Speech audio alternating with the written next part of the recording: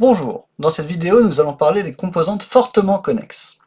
Alors, une composante fortement connexe est, comme son nom l'indique, une composante connexe avec des contraintes supplémentaires. Je rappelle, une composante connexe est tout bêtement l'ensemble des sommets tels qu'on peut atteindre un sommet depuis un point de départ. Par exemple, la composante connexe contenant A, c'est l'ensemble des sommets tels que je peux, à partir de A, les atteindre en suivant des flèches, soit dans le bon sens, soit en les remontant.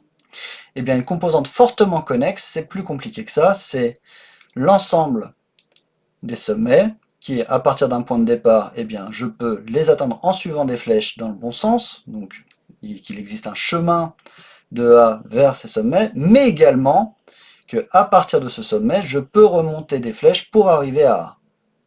Donc il existe également un chemin depuis ce sommet vers A.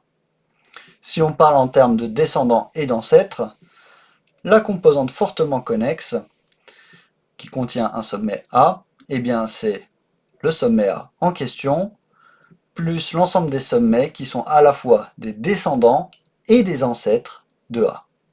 Par exemple, ici, je vais souligner en bleu ces descendants. Donc il y a B, il y a D, il y a A. Et je vais mettre un trait rouge pour ceux qui sont ses ancêtres. Donc il y a C, il y a D et il y a B. Et il y a A. Eh bien, la composante connexe, ce seront les sommets tels qu'ils sont à la fois des ancêtres et des descendants. C'est-à-dire ici, voilà. Ça, c'est une composante fortement connexe. Tous sont à la fois descendants et ancêtres des autres.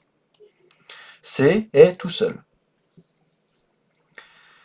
Dans le cas ici, G a aucun descendant, donc il est tout seul.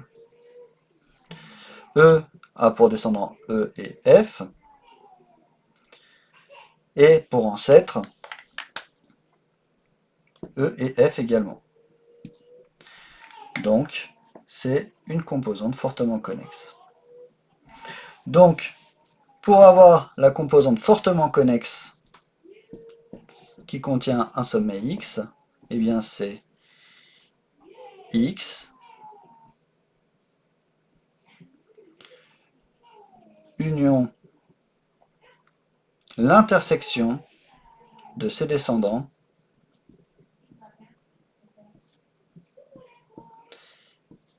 et de ses ancêtres. Donc là. Ah, décidément, j'ai du mal. Ah, je suis un petit peu trop loin en plus. Tac. Donc, je vais plus le mettre ici.